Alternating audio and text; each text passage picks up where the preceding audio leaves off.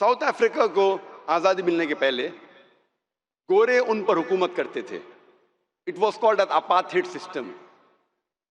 जो रंग में भेदभाव करते हैं, गोरे समझते थे कि हम सुपीरियर है, हम और आला है, हम ऊंचे इंसान हैं.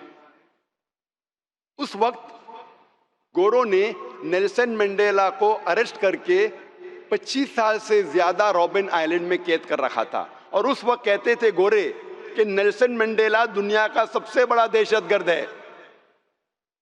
जब साउथ अफ्रीका को आजादी मिलती है, वही सबसे बड़ा दुनिया का दहशतगर्द बन जाता है न्यू साउथ अफ्रीका का प्रेसिडेंट. चंद साल बाद उसी इंसान नेल्सन मंडेला को मिलता है नोबेल प्राइज फॉर पीस. क्यों? नहीं कि वो बुरा इंसान था और अच्छा बन गया. उसी काम के लिए जिसके लिए उसे 25 साल से ज्यादा कैद कर रखा था, उसी काम के लिए उसे मिलता है नोबेल प्राइज फॉर पीस. सोच सकते, दुनिया का सबसे बड़ा दहशतगर्द को मिलता है नोबेल प्राइज फॉर पीस. ये सारा मीडिया का खेल है. जिसको चढ़ाने का चढ़ाती है, जिसको उतारने का उतारती है. दिन को रात में तब्दील करती है, रात को दिन में, काला को सफेद, सफेद को काला में. मीडिया को काला को सफेद साबित करना आसान है, सफेद को काला साबित करना आसान है. इसीलिए आप देखते इस्लामिक टेररिज्म तर्जुमा करेंगे तो हो जाता है कि अमन का दहशतगर्द. ये हो सकता है क्या? अमन की दहशतगर्द. आज जो सबसे ज्यादा बदनाम इस्लामिक लफ्ज है, जिसके बारे में सबसे ज्यादा गलतफहमी है आज, वो है लफ्ज जिहाद. आज जिहाद के बारे में सबसे ज्यादा गलतफहमी है. ना ही गैर मुसलमानों को गलतफहमी है, मीडिया के वजह से कई मुसलमानों को भी गलतफहमी है. सिर्फ गैर मुसलमान ने, मुसलमान भी अक्सर सोचने लगे कि अगर कोई भी जंग मुसलमान लड़ता है, चाहे अपने जाती फायदे के लिए हो, चाहे नाम के लिए हो, चाहे पावर के लिए हो, चाहे जमीन के लिए हो, चाहे माल के लिए हो, उसे कहते हैं जिहाद. इस्लाम में जिहाद के मानी ये नहीं कि कोई मुसलमान जंग कर रहा है अपने खुद के फायदे के लिए, माल के लिए, नाम के लिए, शोहरत के लिए, जमीन के लिए. जिहाद की सही मानी है वो आता है अरबी लफ्ज जहदा से, जिसके मानी हैं जिद्दोजहद. इंग्लिश में कहेंगे टू स्ट्राइव और टू स्ट्रगल. तो जिहाद की मानी है टू स्ट्राइव और स्ट्रगल. जिहाद के मानी है जिद्दोजहद. और इस्लामिक पस मंजर में जिहाद के मानी है कि अपने गलत ख्वाहिशों के खिलाफ जिद्दोजहद करना. जिहाद के मानी है कि माशरे को बेहतर बनाने के लिए जिद्दोजहद करना. जिहाद के मानी है कि सेल्फ डिफेंस में अपने आप को जंग के मैदान में बचाने के लिए जिद्दोजहद करना. जिहाद के मानी है कि जुल्म के खिलाफ जिद्दोजहद करना. जिहाद के मानी सिर्फ है जिद्दोजहद. मिसाल के तौर पे, अगर एक तालिब इल्म अपने एग्जाम में पास होने के लिए जिद्दोजहद कर रहा है, उसे कहेंगे जिहाद. लोग को अक्सर गलतफहमी है, गैर मुसलमानों को नहीं, मुसलमानों को भी, कि जिहाद सिर्फ मुसलमान ही कर सकता है. कुरान में कई आयतें हैं जिसमें अल्लाह ताला फरमाते हैं कि जो लोग गैर मुसलमान हैं वो जिहाद कर रहे हैं, जिद्दोजहद कर रहे हैं. मैं आपको मिसाल दूंगा. अल्लाह ताला फरमाते हैं कुरान मजीद में सूरह लुक़मान में सूरह नंबर 31 आयत नंबर 14 में कि हमने इंसानों से कहा है कि अपने वालिदैन की इज्जत करो, उनके साथ अच्छा बर्ताव करो, खुसूसन अपनी माँ. फौरन दूसरी आयत में सूरह लुक़मान सूरह नंबर 31 आयत नंबर 15 में अल्लाह ताला फरमाते, लेकिन अगर आपके वालिदैन जिद्दोजहद कर रहे हैं आपको इबादत करने के लिए उसकी, اللہ کے علاوہ جس کے بارے میں آپ کو علم نہیں ہے۔ اللہ تعالیٰ فرماتے اگر آپ کے والدین جد و جہد کر رہے، جہاد کر رہے، آپ کو عبادت کرنے کے لیے اللہ کے علاوہ جس کا آپ کو علم نہیں، تو آپ ان کا کہنا مت مانو، لیکن پھر بھی ان کے ساتھ حسن سلوک کرو۔ یہ پیغام پھر سے دہرایا ہے سورہ عنکبوت میں، سورہ نمبر 29 آیت نمبر 8 میں، اے انسانوں اپنے والدین کے ساتھ اچھا برتاؤ کرو، حسن سلوک کرو، لیکن اگر آپ کے والدین آپ کے ساتھ جد و جہد کرتے ہیں، آپ کے ساتھ جہاد کرتے ہیں اس کی عبادت کرنے کے لیے جو اللہ کے علاوہ کوئی اور شخص ہے جس کا آپ کو علم نہیں ہے، تو آپ ان کا کہنا مت مانو۔ ان آیتوں میں ہمیں پتہ لگتا ہے کہ اللہ سبحانہ و تعالیٰ ان کے بارے میں ذکر کر رہا ہے، غیر مسلمان والدین کے بارے میں جو اپنی اولاد سے جد و جہد کرتے ہیں، ان کو فورس کرتے ہیں اللہ کے علاوہ کسی اور کی عبادت کرنے کے لیے، ان کو فورس کر رہے ہیں، ان سے زبردستی کر رہے ہیں شرک کرنے پر۔ اس کو بھی اللہ تعالیٰ فرماتے یہ جہاد ہے۔ اللہ تعالیٰ فرماتے سورہ نساء میں سورہ نمبر 4 آیت نمبر 76 مومن ہے وہ جو جد و جہد کرتے ہیں اللہ کی راہ میں، اور وہ لوگ جو ایمان کے خلاف ہے، وہ لوگ جد و جہد کرتے ہیں شیطان کے لیے۔ اسے یہ پتہ چلتا ہے ہمیں ان آیتوں کے ذریعے کہ جہاد مسلمان بھی کرتے غیر مسلم بھی کرتے، لیکن جب مسلمان صحیح طریقے سے جہاد کرتا ہے اسے کہتے ہیں جہاد فی سبیل اللہ۔ جو ایمان کے خلاف جد و جہد کرتا ہے اسے کہتے ہیں جہاد فی سبیل شیطان۔ اکثر قرآن مجید میں جب جہاد کا ذکر ہوتا ہے ہم مانتے ہیں کہ وہ جہاد فی سبیل اللہ ہے، لیکن اگر پس منظر سے پتہ چلتا ہے کہ وہ جہاد فی سبیل اللہ نہیں ہے تو ہم اسے کہتے ہیں جہاد فی سبیل شیطان۔ یہ لفظ جہاد، اس کا ترجمہ اکثر غیر مسلمان اور کئی سو کالڈ اسلامک اسکالرز جو اپنے آپ کو اسلامک اسکالرز کہتے ہیں انورٹ کامل، وہ جہاد کا ترجمہ کرتے ہیں ہولی وار، پاک جنگ۔ عربی میں ترجمہ کرتے ہولی وار یا پاک جنگ، عربی میں ہوتا ہے حرب مقدسہ۔ آپ پورا قرآن مجید پڑھ لیجئے، سارے حدیثیں پڑھ لیجئے، کہیں بھی پاک جنگ، ہولی وار، حرب مقدسہ کہا ہی نہیں گیا ہے۔ یہ لفظ ہولی وار سب سے پہلی بار استعمال کیا گیا تھا کروسیڈرز کے لیے۔ عیسائی جب اپنا مذہب پھیلا رہے تھے طاقت کے بل پہ، تلوار کے بل پہ، لوگ سے زبردستی عیسائیت قبول کرا رہے تھے، اس وقت اسے کہتے تھے ہولی وار۔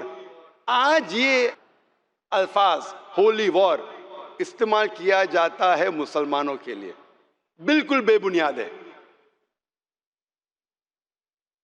اگر ہم جاننا چاہتے ہیں جہاد کی معنی کیا ہے، جہاد کا مطلب کیا ہے، ہمیں پڑھنا پڑے گا اسلام کے اصولی کتاب کو، قرآن اور صحیح حدیث۔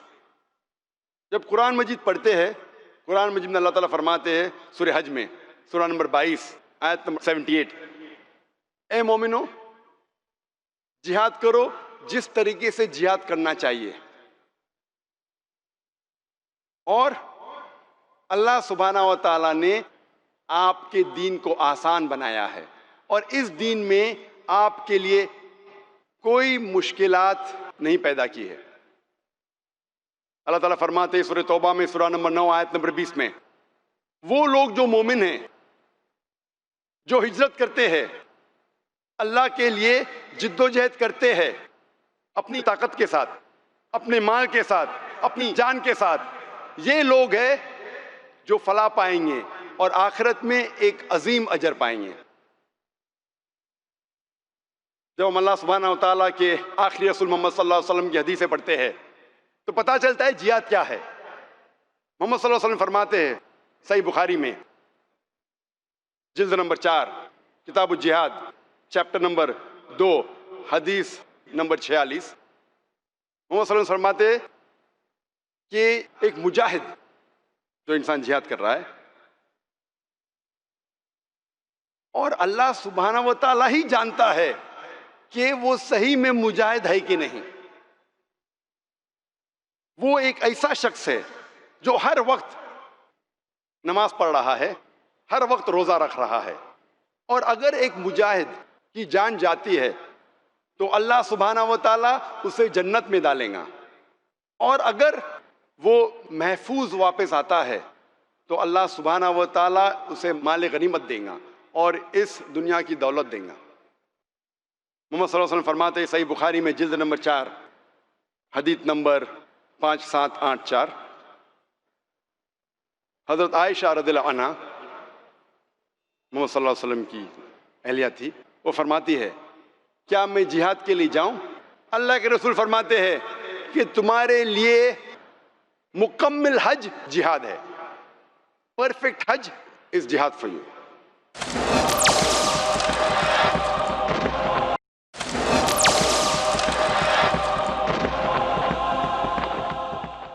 محمد صلی اللہ علیہ وسلم فرماتے ہیں صحیح بخاری میں جلد نمبر 4 حدیث نمبر 5972 ایک شخص محمد صلی اللہ علیہ وسلم کے پاس آتے ہیں اور کہتے ہیں کہ میں بھی جہاد میں جانا چاہتا ہوں.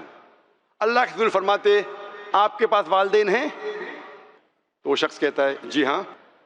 آپ کے لیے سب سے بہترین جہاد یہ ہے کہ آپ والدین کی خدمت کرو. محمد صلی اللہ علیہ وسلم فرماتے ہیں کہ آپ کے لیے سب سے بہترین جہاد وہ ہے کہ آپ کے والدین کی خدمت کرو. پتہ لگتا ہے کہ بہترین جہاد سچویشن کو دیکھ کے، وقت کو دیکھ کے، انسان کو دیکھ کے بدلتا ہے. اس کا مطلب نہیں کہ ہر انسان کی جس کے پاس والدین ہیں اس کے لیے والدین کی خدمت کرنا سب سے بہترین جہاد ہے. اس کا مطلب یہ نہیں. اس کا مطلب یہ ہے کہ اللہ کے رسول جانتے تھے اس کے والدین بیمار ہے، اس کے والدین کو ضرورت ہے اپنے لڑکے کی، اپنے بیٹے کی. اس وقت والدین کی خدمت کرنا اور بہتر ہے بنسبت جنگ کے میدان میں لڑنا حق کے لیے. تو وقت کو دیکھ کے، انسان کو دیکھ کے سب سے بہترین جہاد بدلتا ہے. ہم یہ نہیں اصول لے سکتے اگر میرے والدین ہیں تو میں جنگ کے لیے، حق کے لیے لڑنے نہیں جاؤں گا. ہاں اگر والدین بیمار ہے، ان کو ضرورت ہے آپ کی، پھر والدین کی خدمت کرنا سب سے بہترین جہاد ہے.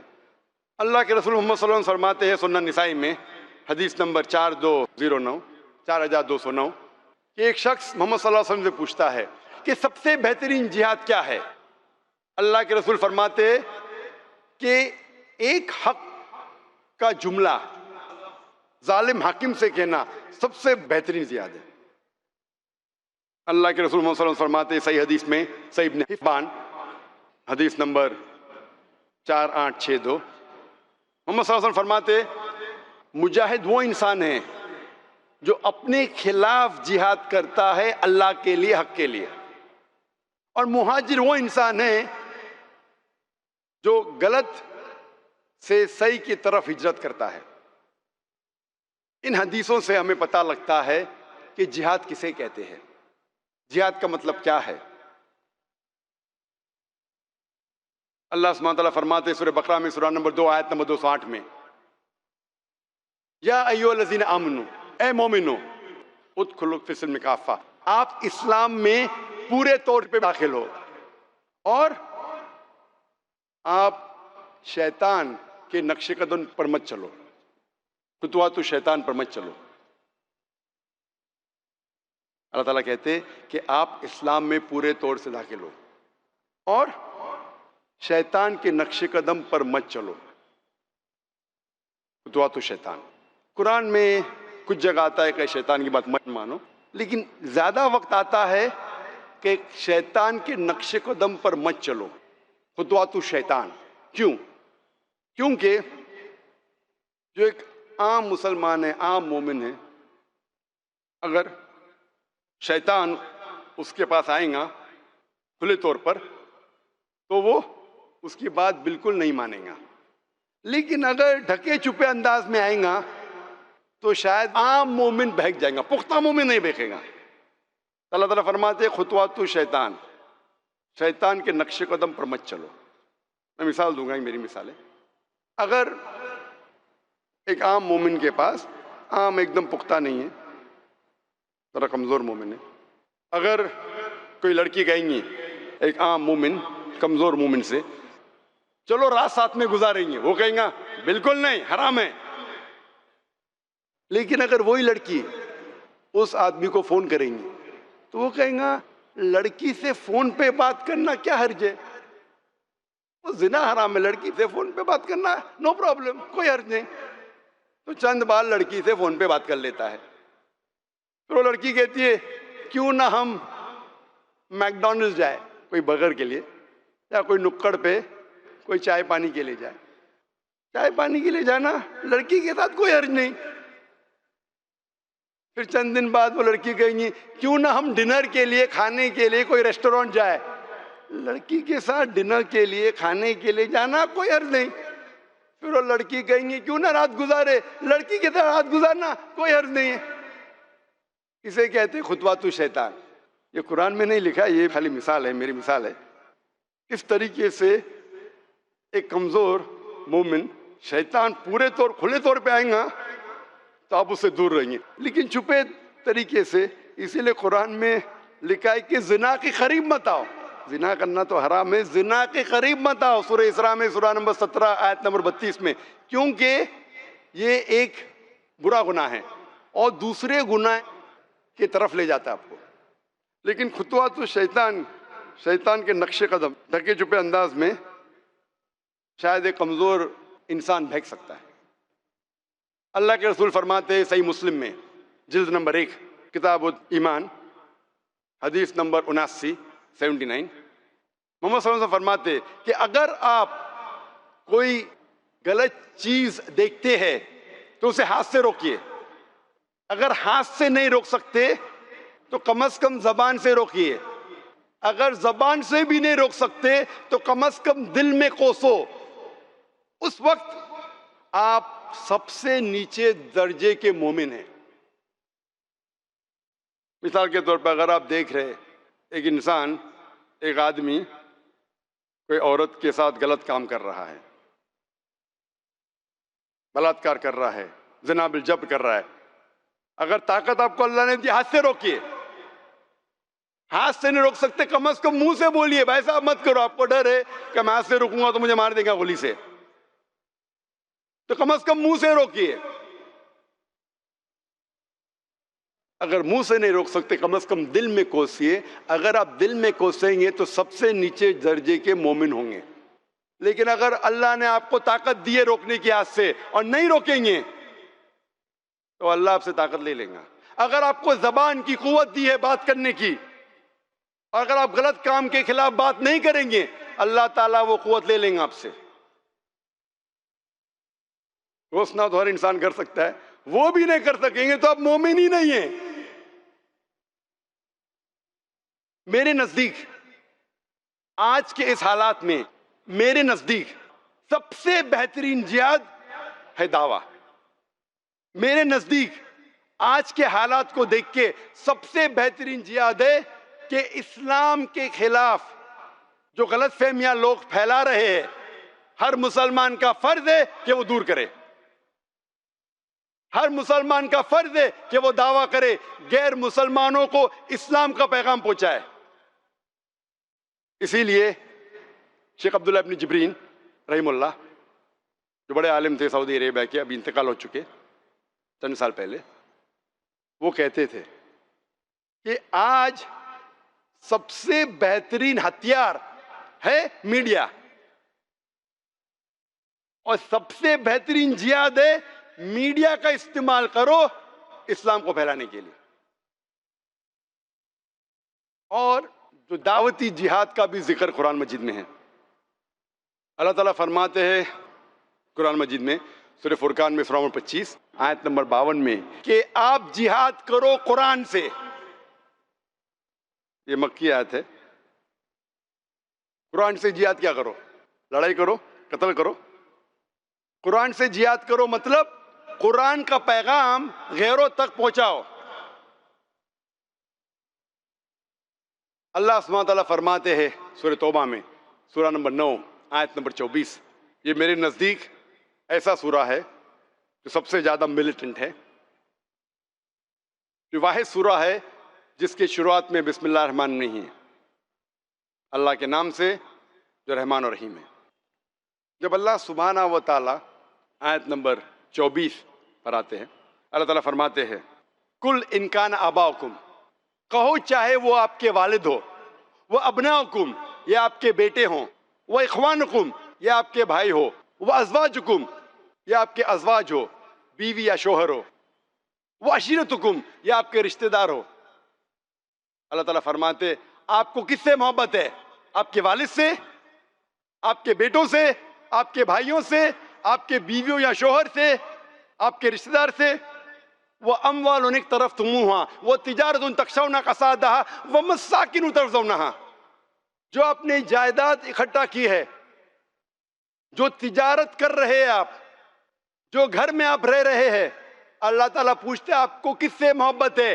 آپ کے والد سے، آپ کے بیٹوں سے، آپ کے بھائیوں سے، آپ کے بیویوں یا شوہر سے، آپ کے رشتہ داروں سے، آپ کی دولت سے، آپ کی تجارت سے، آپ کے گھر سے۔ اور اللہ سبحانہ تعالیٰ کہتے ہیں احب الیکم من اللہ ورسولہ وجہاد فی سبیلہ، اگر آپ ان چیزوں سے محبت کرتے ہیں، اللہ سے زیادہ، اللہ کے رسول سے زیادہ، اللہ کے راہ میں جہاد کرنے سے زیادہ، اللہ کے راہ میں جد و جہد کرنے سے زیادہ، اللہ تعالیٰ فرماتے فتربصوا، آپ ٹھہرو، آپ رک جاؤ، حتی یأتی اللہ بامری واللہ لا یہدی القوم الفاسقین، اللہ سبحانہ و تعالیٰ اپنا احکام، اپنا ڈیسیشن آپ پہ ڈالیں گا، واللہ لا یہدی القوم الفاسقین، اور اللہ سبحانہ و تعالیٰ فاسق لوگ کو ہدایت نہیں دیتا۔